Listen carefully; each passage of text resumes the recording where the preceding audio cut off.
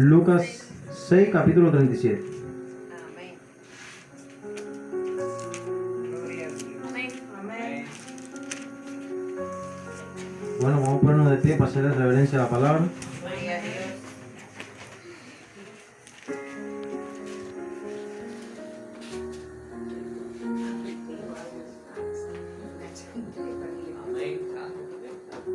Dice, no juzguéis y no seréis juzgados, no condenéis y no seréis condenados, perdonad y seréis perdonados, dad y os darán una medida buena, apretada, remecida y rebosante, porque con la medida con que medís, os volverán a medir. Y les digo esta comparación, ¿puede un ciego guiar a otro ciego? No, caerían los dos en el hoyo.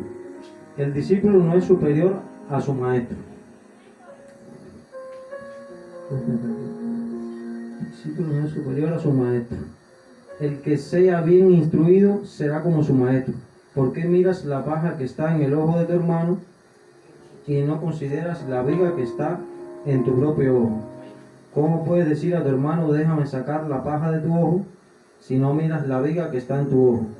Hipócrita, saca primero la viga de tu propio ojo, entonces verás bien para sacar la paja que está en el ojo de tu hermano. Yo le puse como título a esta predicación, ¿por qué juzgas? Amén. ¿Alguien conoce aquí la historia de la mujer adúltera? De todas formas, si la conocen, igual voy a contarla.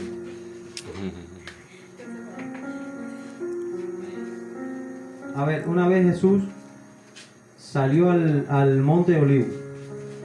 A la mañana siguiente regresó al templo.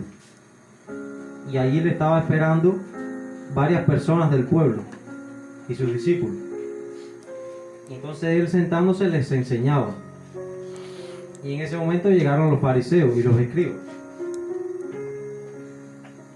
para tentarle. Y le decían que la ley de Moisés decía que había que apedrear a la mujer que se sorprendiera en adulterio. Y Jesús, escuchándolo, se inclinó y empezó a escribir en tierra. Entonces ellos siguieron insistiéndole, y Jesús, a tanta insistencia, les dijo que tire la primera piedra el que esté libre de pecado. Amén.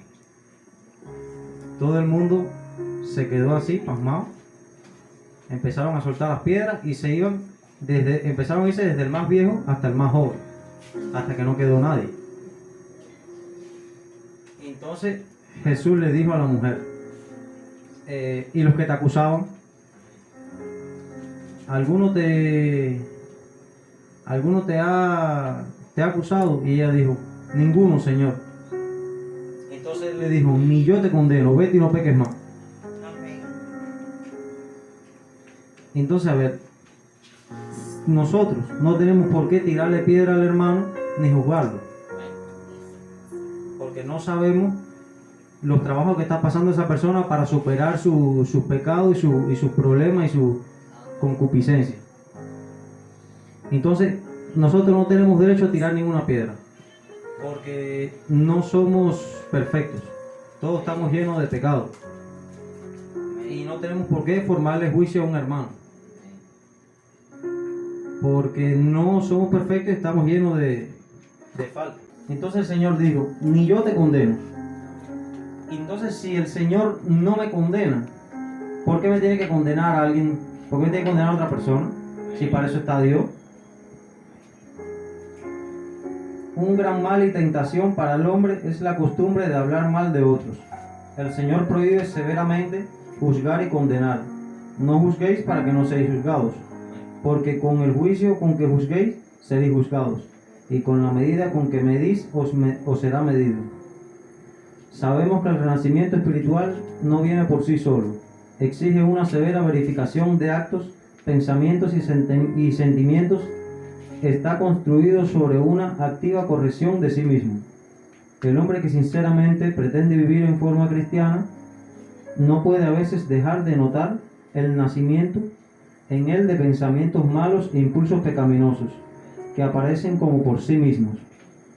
Venciendo estas tentaciones internas, él sabe por experiencia propia cuán difícil y tensa es la lucha con sus faltas, cuánto esfuerzo cuesta hacerse virtuoso.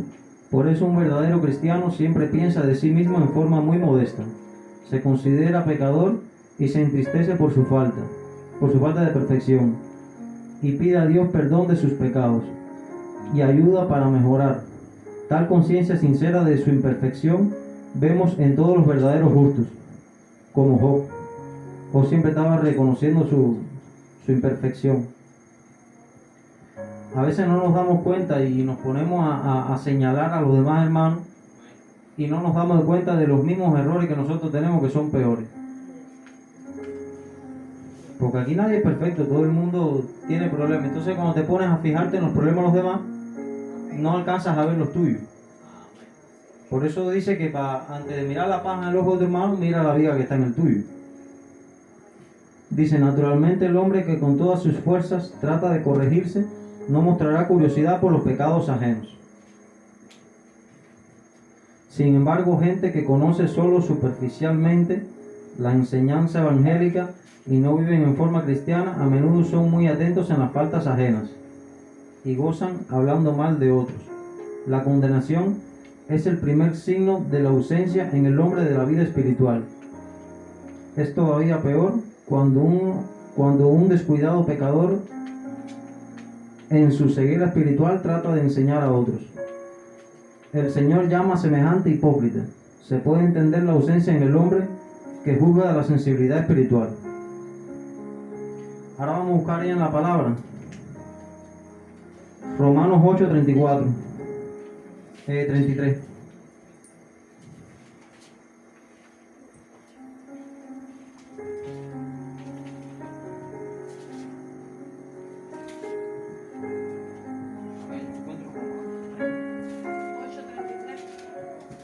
Romanos 8, 33. ¿Dónde está Romanos aquí, chico?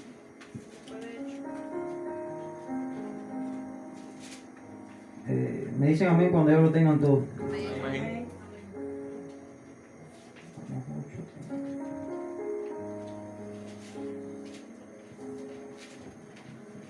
Dice, ¿quién acusará a los elegidos de Dios? Dios es el que justifica. ¿Quién condenará? Cristo es el que murió, más aún el que también resucitó, el que además está a la diestra de Dios e intercede por nosotros. ¿Sabe, hermano? Cuando nos ponemos a señalar a los demás, a condenarlos, a levantarle juicio, estamos siendo utilizados por el diablo. Porque según la Biblia tenemos un acusador a tiempo completo, y ese se llama Satanás, que Dios lo reprenda. Entonces cuando usted se pone a injuriar al hermano, lo que está haciendo es utilizado por el diablo. Y tenemos que tener cuidado con eso, porque el diablo busca una brechita, busca algo para meterse y te empieza a meter ideas, y cuando viene a ver, usted es peor que el que está en la calle. Si él se preocupara de su purificación, de su conciencia, y por experiencia sabría todas las dificultades del camino de la virtud, no se atrevería de proponer a otro sus lastimosos servicios. No es natural para un enfermo tratar de curar a otro. Nosotros estamos enfermos de pecado todos. Nosotros nunca vamos a tener la potestad esa para levantarle juicio a nadie, porque nosotros siempre, aunque no queramos, vamos a estar llenos de pecado. Aunque le pidamos perdón a Dios y todas esas cosas, no tenemos la autoridad ni la potestad para hacer eso. Eso le toca hacerlo a Dios. Y ya sabe, cuando usted hace eso, está siendo utilizado por el diablo. El Señor lo reprende.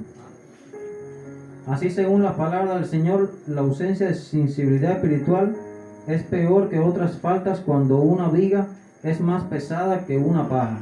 Semejante ceguera espiritual demostraron los jefes judíos de los tiempos de la vida terrenal del Salvador. Los eruditos y fariseos, juzgando en forma despiadada a todos ellos, se consideraban solo a sí mismos justos. Hasta en Cristo encontraron faltas, y ante todo el pueblo lo criticaban, porque el que no guardaba el sábado aceptaba comer con publicanos, y pecadores. ¿No entendían ellos que el Señor hacía todo esto para la salvación de la gente? Los eruditos y fariseos escrupulosamente se ocupaban de los detalles ceremoniales, sobre la limpieza ritual de la vasija y etc.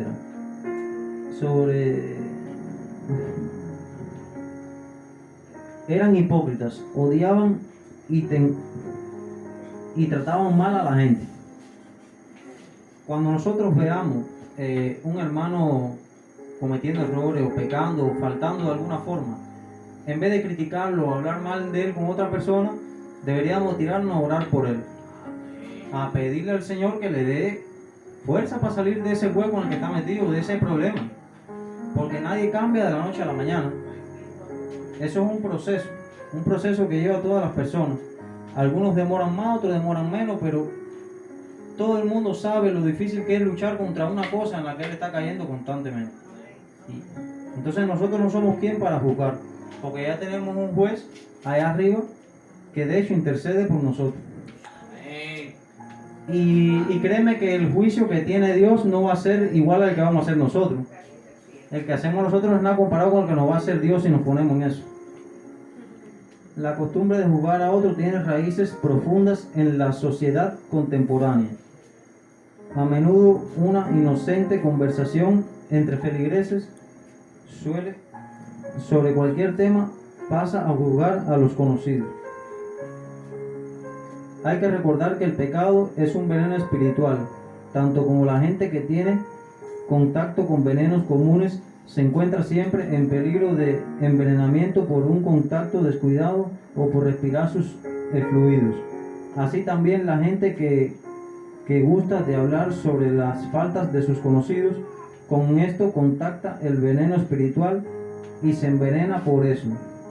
No es sorprendente que ellos se impregnen paulatinamente con este mal que condena.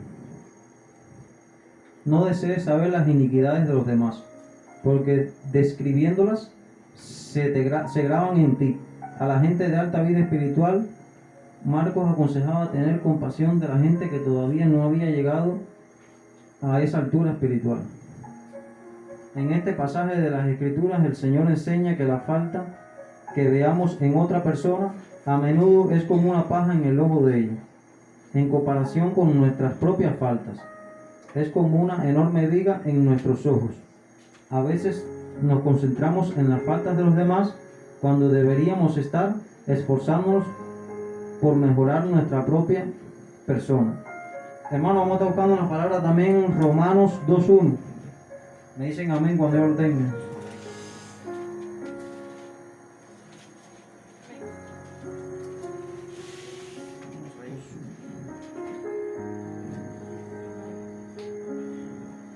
Por eso tú, hombre, quien quiera que seas, eres inexcusable cuando juzgas, porque en lo que juzgas a otro te condenas a ti mismo.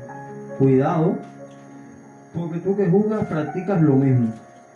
Pero sabemos que el juicio de Dios contra los que hacen tales cosas se basa en la verdad.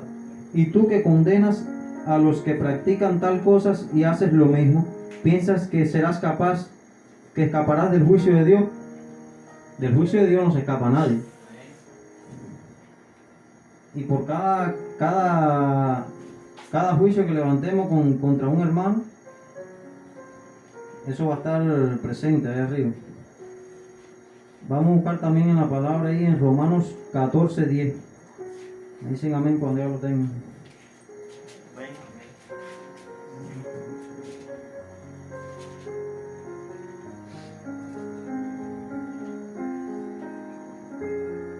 Pero tú, ¿por qué juzgas a tu hermano? ¿O por qué menosprecias a tu hermano? Porque todos hemos de comparecer ante el tribunal de Cristo. Pues escrito está: vivo yo, dice el Señor, que ante mí se doblará toda rodilla y toda lengua confesará a Dios. De manera que cada uno de nosotros dará cuenta de sí a Dios. Por tanto, no juzguemos más unos a otros. Antes, decidid no poner tropiezo ni ocasión de caer al hermano. Cuando nos ponemos a juzgar, lo que estamos es sirviéndole tropiezo a nuestro hermano.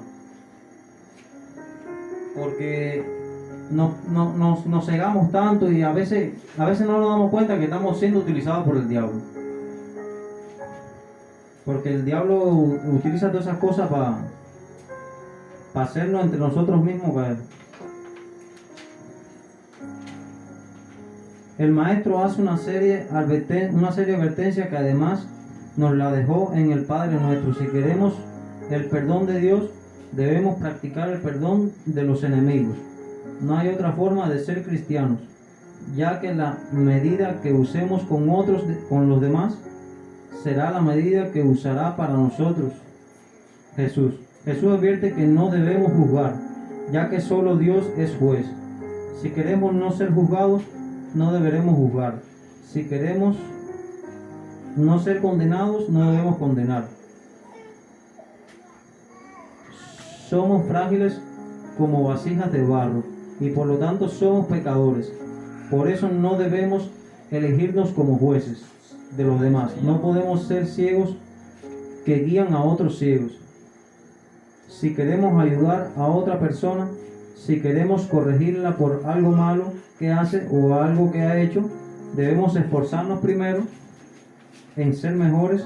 De lo contrario, seríamos como los fariseos, que los fariseos vivían criticando al Señor porque no guardaba el sábado y porque comía con las manos sin lavar, y ellos en realidad no cumplían con nada.